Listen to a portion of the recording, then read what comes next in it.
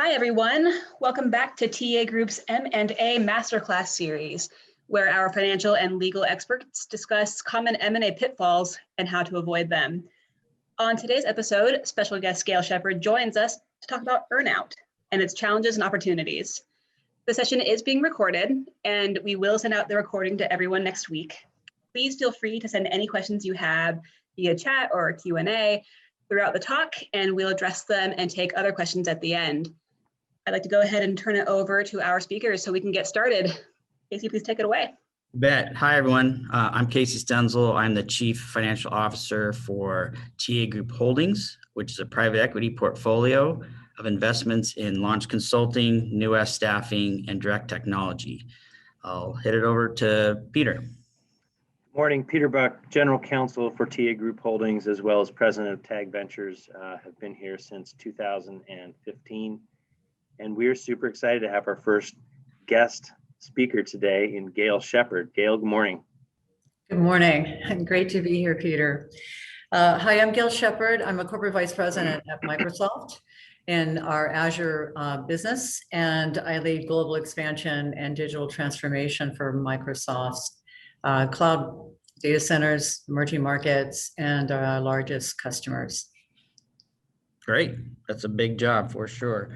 Let me set the stage for today's discussion. So the definition of an earnout is basically happens with professional services in particular, where valuation is based on future performance to some degree. So typically when you go to sell a business or buy, there's some amount of cash given to the owners. It could be 0 to 50 or more percentage wise. But there's usually a period where they have to prove out the full value of the business. So that would take the form of a usually 3 to 4 year period where certain targets have to be hit, whether it's revenue, gross margin, net income, EBITDA, or others. So we're really talking about the earnout itself, which is a pretty, can be stressful, can be fun, can be depressing. It just depends on the person and their experience. So we want to go in deep on this topic. So I'll throw it out to you, Gayle. Can you share your personal experience with going through a process of selling your company?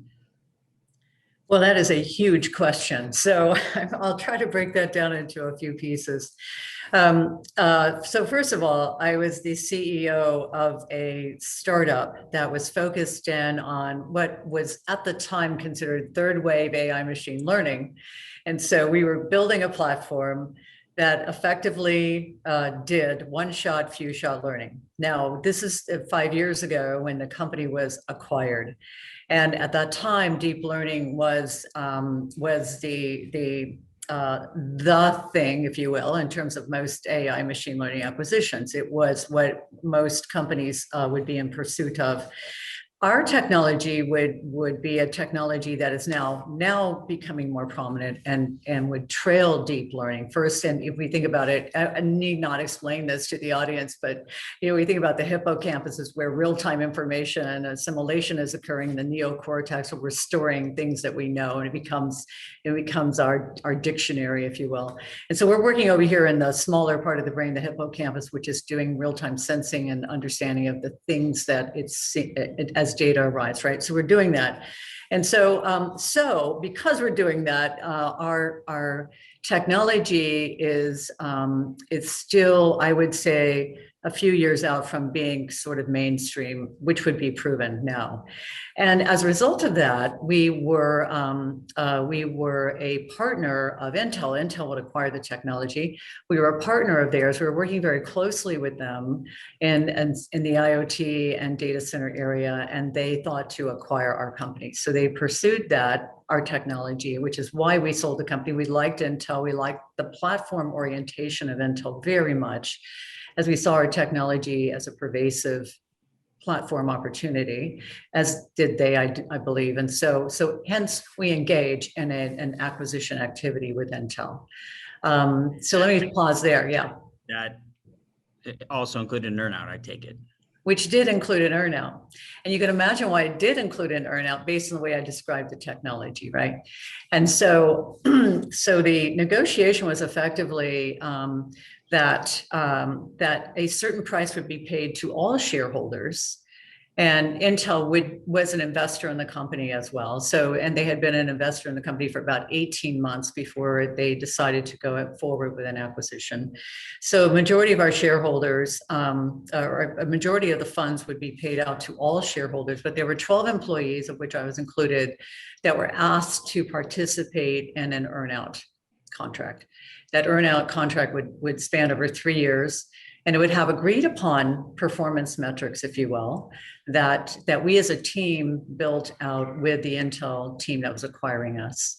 We had, pardon? Were they all financial metrics, or were there No, they were actually delivering technology metrics, which I think is not unusual. And there were really minor financial metrics associated with this. So these were things that we felt we were also in control of, as opposed to having to achieve, 200% year over year revenue growth and those types of metrics. They were really not part of the deal. And also the 12 people were engineers. They weren't sales and go-to-market teams. So it was really 12 very focused engineers on the core technology platform. Did you ever get to a point where you were ever concerned that you might not hit those milestones, and did it have a financial hit with it if you don't deliver? Yeah, I think. Well, one of the lessons learned, of course, is that as we are acquired, we have executive sponsors, we have business unit sponsors that wish to deploy the technology, and so the metrics that we have agreed to are really built around delivering technology to them. But when those business units change and the executive sponsors leave, then a lot can happen. And so, you have to, fortunately, we're working with an extraordinarily credible company with just great ethics. And so we were able to renegotiate along the way. But it worked out well. Pete, did you have a question? No, I didn't have a question. I was thinking maybe we transition a little bit into sort of the different pieces of this, and then we can keep peppering Gayle with questions as we go. I think when we look at this from a buying perspective, but as well from a selling perspective, it's kind of like a 3-act play where you have what's your philosophy going into a deal, how are you thinking about either receiving compensation or structuring the payment terms of a deal as you go into the LOI. That's one. 2 is when you're in the middle of the deal, how do you make crystal clear that what you're papering is accurate and agreed upon by all parties?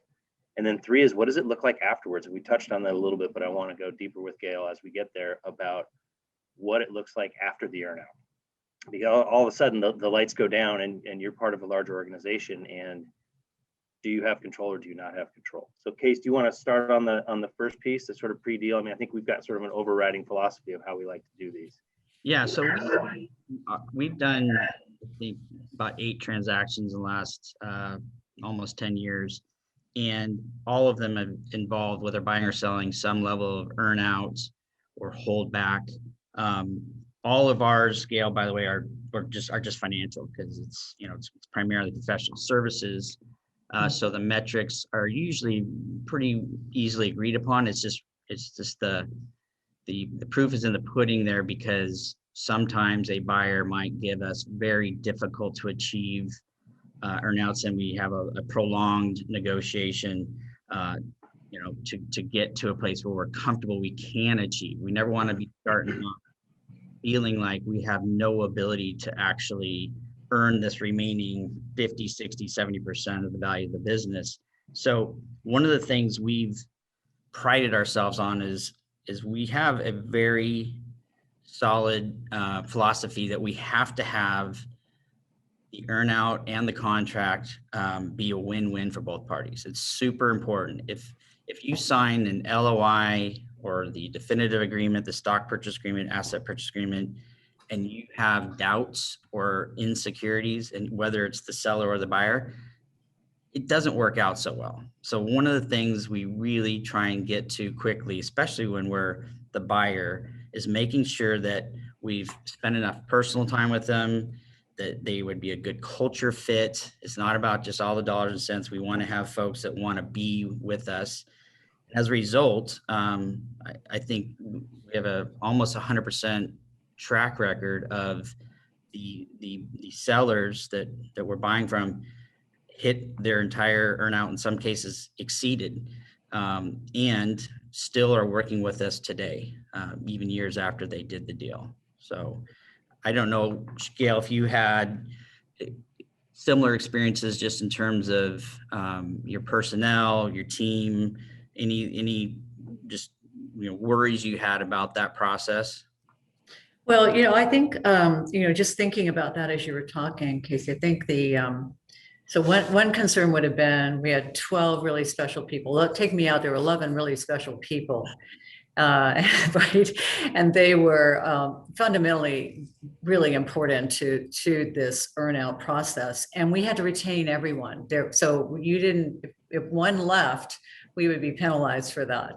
And so that was a really important part of the agreement from the acquirer's point of view. So they were all key employees. They were all key employees, right? So we have engineering domain expertise on this particular type of machine learning application, right? Mm-hmm. And so, and it was unique at its time, and so that was critical. So we had to create an environment that would, that would enable the 11 people to drive forward. These were passionate startup engineers who had created this platform. So, so when you have to continue creating that environment as we go forward, while at the same time, we are favored as a software capability and for our enterprise customers. So now we have growth, we have actual revenue growth also imposed on the organization while developing the next generation of the technology. And so these are challenging. These are almost like at odds with each other based on the approach that we took in selling the company or being acquired. So I think some of the challenges we would engage or incur along the way would be, one, can we keep our team motivated? We're hiring new individuals. Great team was established. We went from 25 people to 125 people in a very short period of time, with an execution focus that was global, and with some great partners that acquired us, if you will, inside the company. And so that worked really well. But you would see that, however, at that particular point in time, competitive pressures being what they were, we were part of a silicon manufacturing company, not just a manufacturer, but a designer. We were part of the people who invented Moore's Law. And so you can imagine the cycle times that are naturally going to occur, and particularly 5 years ago in the competitive landscape. And so things change, businesses change, their priorities change. And so we were a small, very small operating unit, independently managed inside emerging markets, if you will, emerging businesses. And therefore, we would feel the pressure, the ebb and flow of the larger corporation and its challenges and the things that it would need to address. And so I think you have a choice, I believe, and this was something I revisit occasionally from a strategy point of view. We weren't ingested, if you will, into a business unit and then therefore became part of a business unit. We were left intact as a business and grew as an independent business. Mm-hmm. And so when one's being acquired and one has an earnout package associated with it, you really want to analyze how you fit into the strategic fabric of the company. Right? Yeah. If you're going to be acquired by, we'll use a silicon manufacturer for a moment, are you core to silicon manufacturing in some way? Yeah. And if not, then understand what your risks are. So I'm super curious, Gayle, about the makeup of those key personnel, because when I think of engineers, I think of sophistication in many ways, but not necessarily in an acquisition transaction. And so you must have had, I'm guessing you had a lot of tough conversations with them to keep them engaged and keep them in the boat for as long as they needed to be in the boat. I would say there were some tough conversations. On one hand, I believe the incentive was significant enough the earnout was significant enough, and the criteria for the earnout was rational enough that kept everybody sort of level. And so what would be challenging to our team, our founding team, would be being ingested, if you will. Even as a standalone business unit, we were still operating within a very large public corporation that would change the dynamics of your day-to-day, regardless of where you are. Just out of curiosity, did you use any kind of investment banker or business advisor when you went through this process? We did. Yeah. So, yeah, and that was a favorable outcome, I assume? I think so, yes. And I would, if I were doing it all over again, I would use an investment banker advisor, and one that I would want to come to know before the transaction. Yeah. So, right. And so we had over a short period of time, we had examined, okay, what's our exit strategy going to be? Who would we work with in this strategy? And so we had developed those relationships. Great. Yeah, I know that with some of our deals, we don't always use a full investment banking package. We've in the past done some deals just strictly on our own. And in one case, it was with a publicly traded company coming to buy our business, and the negotiation was pretty intense. One, there was a little bit of language barrier because they're from Argentina. And they wanted to have a deal done in 1 month, literally less than 1 month, which was nutso. So we worked 12, 14, 16-hour days. I started to lose track of what day it was for quite a while. Just negotiating everything from the total value of the deal, cash up front. They wanted to introduce stock. That was something we hadn't even considered. The period of exclusivity was going to be short because they wanted to get the deal done quickly. They're always going to have, not all the employees, because we had roughly 100 people. You can't have them be all key. So you had to identify and negotiate, well, who are the top 3 or 4 or 5, with the owners. And then the hard part of this was just the targets you have to hit. And they got very creative to the point where I wasn't sure we could ever make our money. And what was unique that we hadn't experienced before, they had, before our business, which is primarily professional services and consulting, they had a gate, they called it, which was, unless you hit 42% gross margin for the year, you get nothing. Like, it's just binary. So we really worked on that one over and over and over, and just math, people used to say. And then, if you achieve that, then you get to look at your revenue goals. There were some other incentives and things, but it was hard. And that part had a lot of heated conversations. So I don't know if it ever got to you in that situation. It was pretty emotional a lot of times, where it was, raised voices, et cetera. And by the way, I would add, we had a independent former investment banker that was a younger guy that was just brilliant. And the thing that we loved about his services to us was that he was a safe person to go kind of behind the scenes and have a frank conversation with the buyer. And that helped us stay on track way more than I ever predicted. Right. So, right. I was thinking about what you were saying, and I think I've probably forgotten more about this whole process than I remember, and that's deliberate. Because as I told you, as we kicked off, this afternoon, I actually thought that this experience was a defining moment. It was one where I learned so much. And as I look back on it, I would do it all over again. So, and for everyone considering this or having to go through this, you will survive. The challenges, as I see them as I look back on it, were different than going into it. So going into it, right, you're trying to make sure everyone's taken care of, who's worked really hard to get the company to this point in time. You have shareholders who are unhappy because actually some part of the acquisition price has just been moved over to 12 people.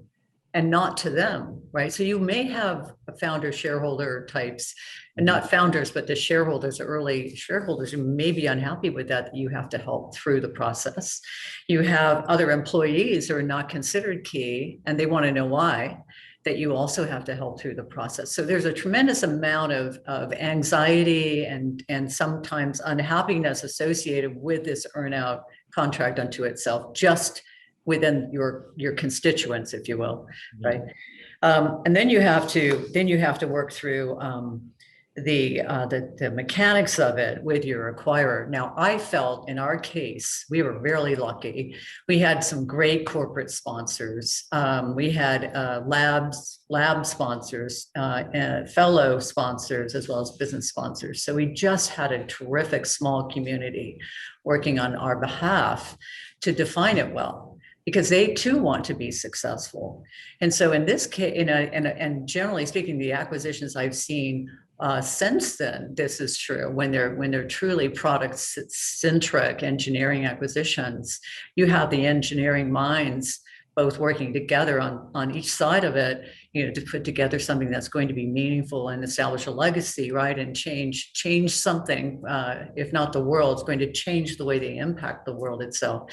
And so I believe that was on our side. And the forthrightness in which we negotiated was, I had the executive sponsor on the acquiring side, and there would be a lot of one-on-one conversations that would not violate the trust of the actual negotiation independence that has to occur, but at the same time allow for the emotion, the individual needs, et cetera, to be expressed. Interesting. Hey, Pete, do you want to talk about cash versus stock in that particular exit in 2017? I do. I was going to bring that up. So, Okay. Gayle, Yeah. what we were talking about beforehand about these events being sort of galvanizing or seminal in your life, I totally agree with. I mean, Casey and I were locked in a room for 28 straight days to get this deal done in 2017. And a couple points on that. One goes back to Casey's point about making a win-win scenario. And I think the reason many of these earnouts structures fail is because they're not win-win and because they're binary. And we've pushed very hard, both as seller and buyer, to make sure that they're not, because it's not fair, right? If I say, hey, Gayle, you have to hit X, and if you don't, you get 0. If you miss it, you're completely demoralized and you're done for years 2, 3, and 4. So we've worked very hard to make those win-wins and not make them binary. So once you achieve a target or even get within some percentage of that target, you start earning the earnout. And then it's self-motivating, and it gets you closer to both parties' goals. We struggled a lot with the stock part of the deal we did in 2017. It was basically structured where they would pay us the full amount of whatever the payment was, and then require us to write a check back to them for 20% in exchange for treasury stock of the publicly traded company. That part in and of itself sounded okay, but it was treasury stock, meaning that it was illiquid and couldn't be sold for a year. So we had to wait a year for each of these slices of stock to be saleable. And we did this 5 times over a 4-year period.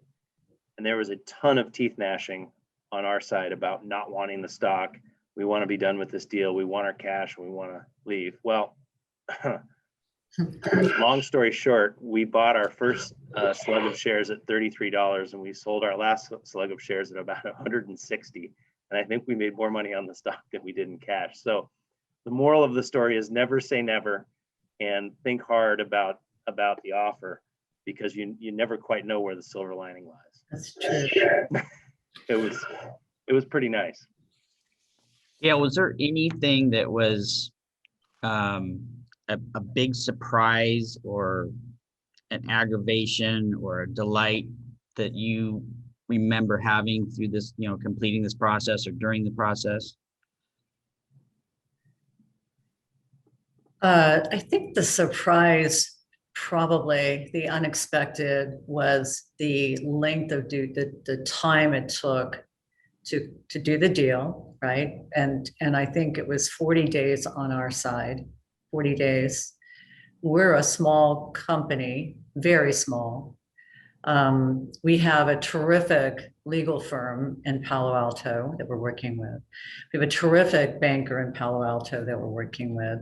I am living in a hotel in San Francisco because my home is in North Carolina at that point in time. I will rent an apartment while going through this process with no furniture in it and sleep on an air mattress, literally. I have photos proving what was going on. And I think the time and the energy that I personally would have to spend in the process, while also responsible for keeping the lights on and the business running, et cetera, was phenomenally challenging, and I didn't anticipate that properly. The other thing I would tell you is the amount of people that a large acquiring company, public company, is able to put on a deal like this that they normally do as just part of their structure. So for every one of us, there would be 10 to 15 of them. And that was also the thing that we didn't prepare well for, but we quickly would adapt to. But that was also a surprise during the event. It would work out okay, but it was extraordinarily stressful. And of course, I'm in a situation where I can't communicate much to anyone outside a very small group of people in the company. Yeah. Who was in your inner circle for doing the transaction? From my company, the founders and the two founders and maybe the CFO, and then I hired a person to help me with just the coordination logistics of that about a month ahead of time, not knowing what she was going to do. I actually didn't hire her for this purpose, but I would quickly transfer her into this role of being the general contractor for all the due diligence work. But that was it. Yeah, I think your point about selling to a large company is interesting, because we had the same experience with another transaction we did where, a diligence checklist of, 100 items was divided up to 40 different people. And it's fine, whereas on our side, there's 3 or 5 that are able to answer all of these questions and provide all the documents, but just coordinating phone calls with that many people is significant. Right. No, it's a stress on the fabric of the institution you're running that you can't possibly imagine. Yeah. So, Case, as we transition into papering the deal, where are you focused as either a buyer or a seller at that point? So yeah, this is Act 2 of the 3-part play, which is mid-deal, where you've completed the LOI, the letter of intent, and now you're going through exactly what Gayle was talking about. You're now doing due diligence. You now have to bring more of your key employees into the loop. Just the head of HR, a tax person, et cetera. You had to start to really circle the wagons, but try and keep it as quiet and secure as possible. And during that time, what you're really doing is finalizing, putting the final touches on that earnout, in addition to upfront cash. And basically, whether it's an asset purchase or a stock purchase, that definitive agreement evolves throughout the process. It's also very typical to have a data room, like a war room, a Dropbox, or something much more sophisticated, where all key documents are held so that we can even see which people have accessed a particular document and read or copied or printed. And so you go through this process, which is not probably as intense as getting to an LOI, but it's the longest period in the act. So finalization and really getting super focused on making sure, and both parties are doing this, that we're not going to get cheated somehow because we didn't read everything close enough. And all the boxes you need to tick, reps and warranties, and contract assignments, et cetera, et cetera. So that's the meat of that act two of the play. But you get to that final document that really is the Bible for how everything's going to go forward. Pete, do you have anything to add to that? Yeah, I'd add a couple points. One, I think the drafting around the earnout is incredibly important because that's where the action is later if there's going to be a dispute. And I think Casey and I have spent a lot of time together, both as buyer and seller, making sure that the mechanics work. And I know, Gayle, your mechanics are different than ours because it's financial versus, performance-based or milestone-based. But I think in either sense, not only do you have to get the language in the acquisition agreement super dialed, but you better have great facility over whatever you're agreeing to. So in our case, it's typically our forecast. Are we going to hit that forecast or not? How confident are we that we know we can do it? And Gayle, I'd kind of like to, hear from you. I'm assuming that same pressure testing exists. It's just a different set of metrics. Right. Yeah, exactly. So in our case, we're developing Gen 2 of this technology with some significant architectural differences. And so the challenge will be our forecasts for the engineering deliverables such that we have great high confidence that we can meet them, because that is going to be the judgment of whether we'll achieve the earnout or not.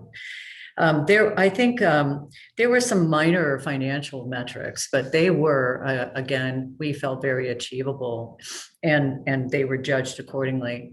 I think the process too, for you to check out prior to agreeing to the earnout is to understand the process the company is going to use when there's a disagreement, how it's going to be negotiated or arbitrated, or however you might express that, and who will be the people at the table having that discussion with you.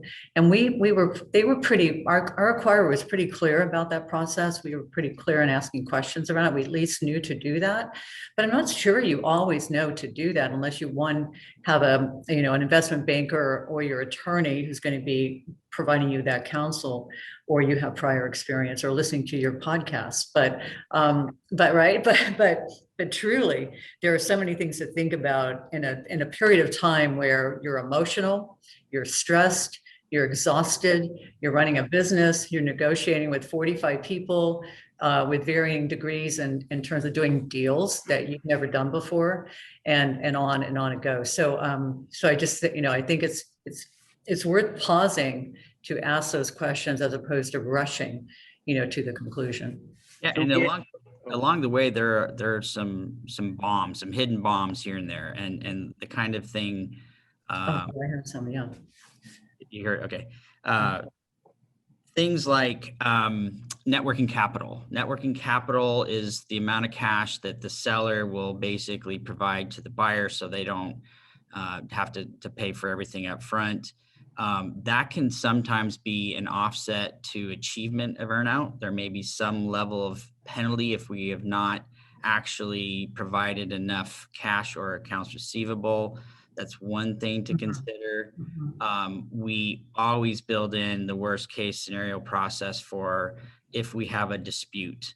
And that is often just pretty cookie cutter language, but you each pick a neutral accountant, CPA to settle financial issues. But if not that, mandatory mediation, then arbitration, then beyond there. And then even making sure that, if we did this deal with this company that was based in California via Argentina, we wanted the state of Washington to be the legal jurisdiction, both for its laws and just so that we wouldn't have to travel and spend a bunch of money to go fly to Boston to do, a mediation or arbitration. Pete, do you want to add anything to that?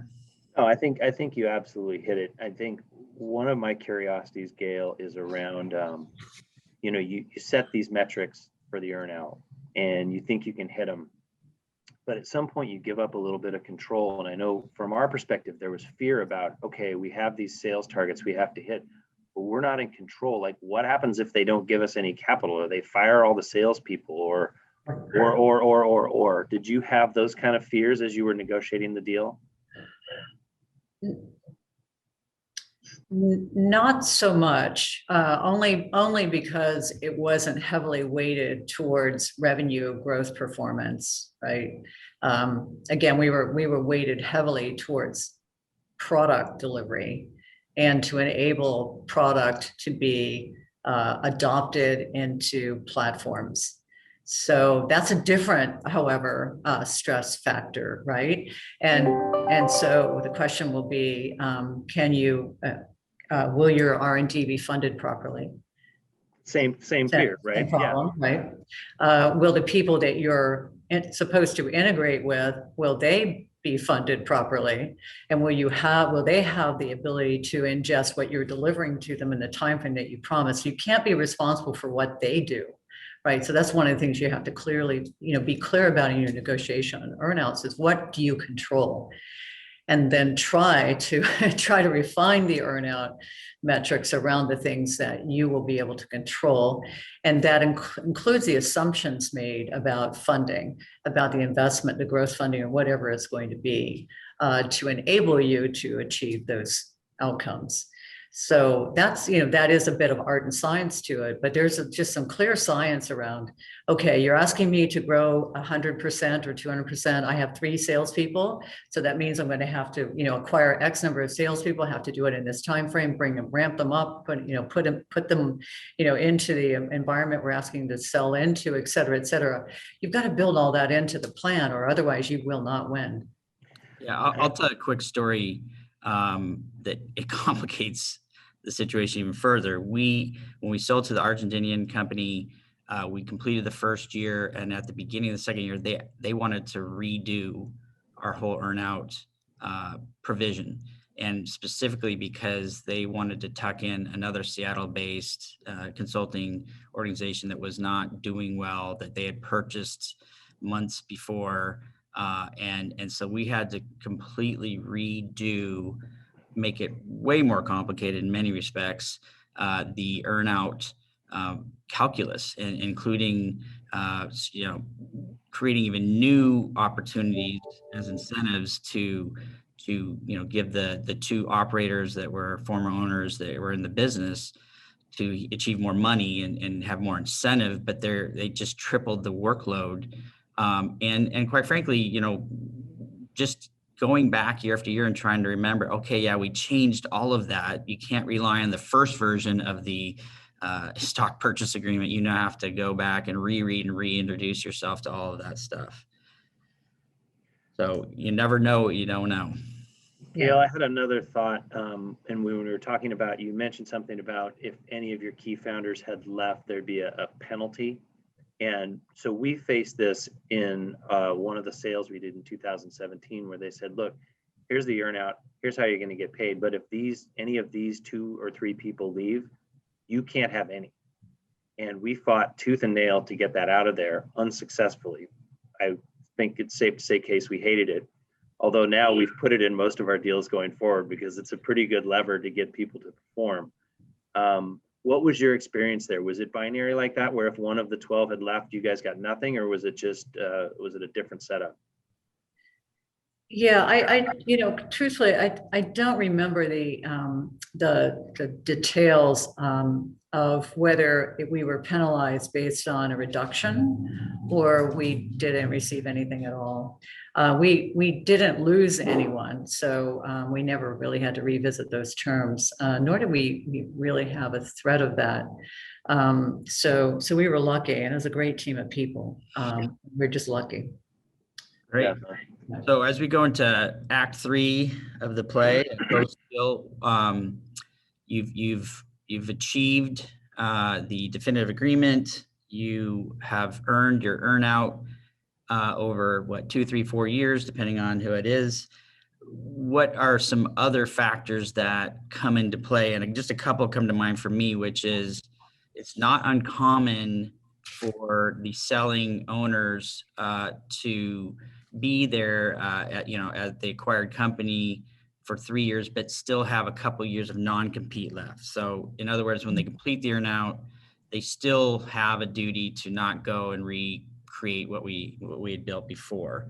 And then Peter kind of jumped on it a little bit. There's sellers, employees that may elect to leave early, and not, that can be both key employees or just very important employees there. So Pete, do you have any other thoughts on kind of what you look at after the deal? Because I know we've certainly had some issues in the past like that. Yeah, it's interesting. I mean, going back to the non-compete for a second, in Washington and California, and I think as it sort of spreads across the country, non-competes for the most part are unenforceable. Basically the only area where it is enforceable is in connection with an acquisition, where the person you seek to lock up receives consideration for that transaction. And so that's a nice feature to have. Think about it. You don't want to, buy a company, have some employees leave and then go out and start the exact same company that you just bought. So you do have the ability to lock them up, which is helpful. And we've seen, Casey, as you know, we've seen folks leave and try to do that, and we've had to dust off the document and talk to them about it. I think the other thing is, as you're monitoring your earnout, you lose control. You feel like you lose control to some degree of your company. You don't own it anymore. And what can you do to make sure that you still have, sort of tight controls, or as tight of controls as you can? I think stay on top of the accounting every month is super important. Stay, tracking your earnout, whatever metrics you have. Make sure you've got a good working relationship with the buyer. You have to have that. And, Gayle, I think from your perspective, I'd be curious about that. What's the psychology of that, sort of as you close the deal and you go into this post-transaction phase of still needing to be involved, obviously, and still needing to hit these metrics? Is there a fear of loss of control? Like, what was the psychology there for you?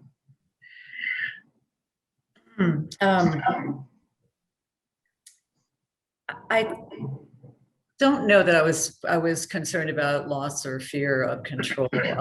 Probably there were individuals on the engineering team who were, and two of my founders, but seriously, one of them most likely, right? But that would be normal, absolutely normal to feel that. And I think the thing that was interesting to us is that we had built a platform that needed, in our minds, to be adopted into a platform. And so we were all really excited about this acquisition, as opposed to, oh darn, it wasn't a bad thing. It was a really positive thing for everyone. And so the question would be, how successful will we be prioritizing the adoption of our platform when we're going to compete with others who have all similar missions within the same framework? And this is everywhere you go. That's going to be reality. And so the challenges we will have will be more associated with that than they will be, just competing investments, competing priorities, changing dynamics. It will be more associated with that than anything else, and lack of control. If you want to call that lack of control, great, but that's life, right? Right. So circling back to where I started, making a key point in that we want a win-win outcome for both parties. And I want to give a little bit more context on that, on how that can happen. Let's just take a typical situation where it's a 3-year deal, sole proprietor, perhaps, very cut and dried, easy to understand, targets, for example, gross margin and or net income. So just, this is the number to hit. And like I said before, we've never really done a binary earnout where it's just you hit or you don't. You either get something or you don't. What we've tried to do to make it a win-win is that we have structured it so the owner, the seller, can actually have a little bit more time. For example, if they have a 12-month run, if they have a 12-month period, they have to achieve X amount in gross margin and they're not quite there, we will allow them to catch up. And let's say it's a 36-month deal, a 3-year deal, but we actually use 39 months. So they have a couple, 3 extra months over the life of the project or for the earnout. And that is a way to allow them to still win. Another kind of unique and creative solution we provided is that if the seller is very well connected in the community or in the industry, if they refer us new work that we would not have otherwise captured ourselves, we would, for example, grant them 50% of the actual gross margin, for example, and they would get credit, not cash, but credit against their achievement of gross margin in that case. So that would be another way we've tried to help make sure that they can, if they're adding value, they're adding value. We want to reward that. And then lastly, for a couple of the deals, and this worked out the very first time we did it, but the owner not only achieved their 3-year earnout, but exceeded it.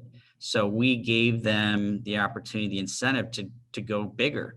And so I think it was roughly 20% of all excess gross margin or net income, I can't remember, was available to them. So these are some creative ways that we have structured our earnouts to make sure that it truly feels like a win-win and you're not out and down and out, after the first 9 months. Anything to add there, Pete?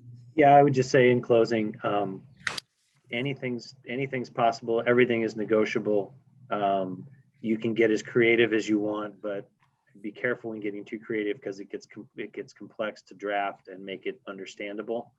But if you can land on something that feels like a win to you and a win to the other side, then you are well on your way to a successful transaction.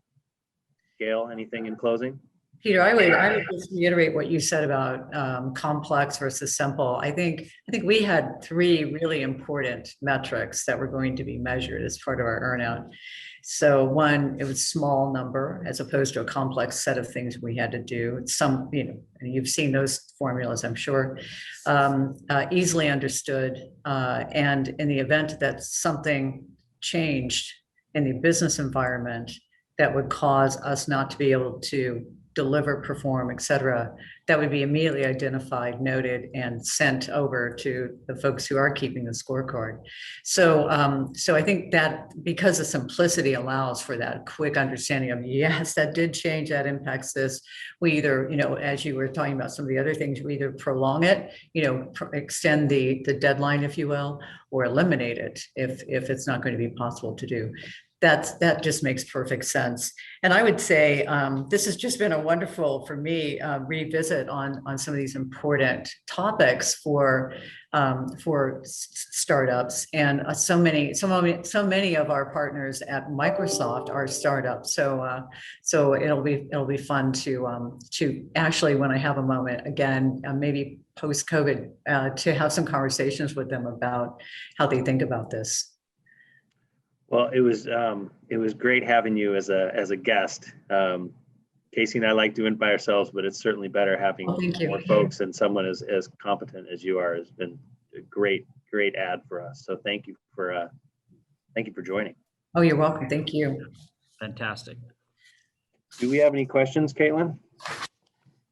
I don't see any in the chat now, but I'd like to go ahead and put out a call for any questions that anyone might have. In the meantime, I have one. You said everything is negotiable.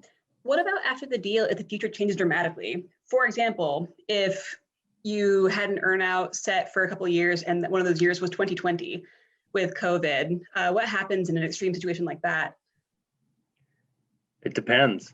It depends on what your document says. I mean, I think Gayle laid that out really nicely, that you should have a mechanism in there to, if there's a material adverse change to your business, that have a mechanism in there. You have a mechanism in there to resolve it.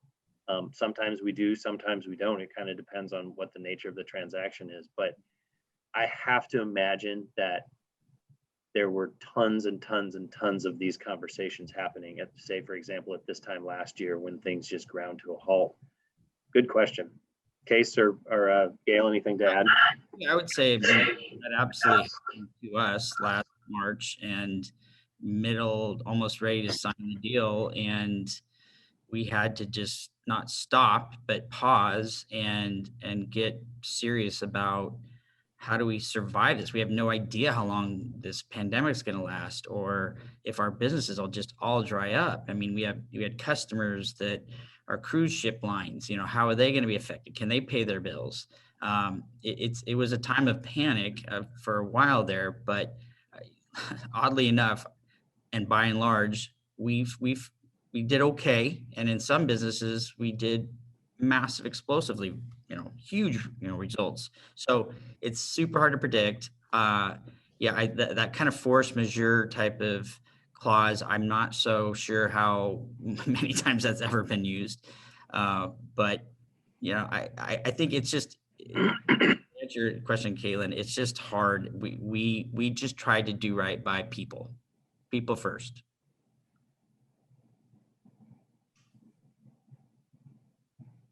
And that will make all the difference. Yeah. Yep. Thanks for that. If there are no other questions, I think we can wrap up here. I hear that we've got another episode coming up soon. Yeah, we got May 20th. We are going to do a similar episode based on getting ready to sell your business. So what do you need to do based on best practices to sell your company? And I think that's a very relevant topic right now, given that in particular, the IT market is extremely frothy, as investment bankers would say. So it's a good topic for lots of folks. And thank you again, Gayle, for joining us. This was awesome. Casey, Peter, thank you. It's been my pleasure. Great fun to work with you. Great. Thanks, everybody. Have a wonderful day. Thank you. Bye.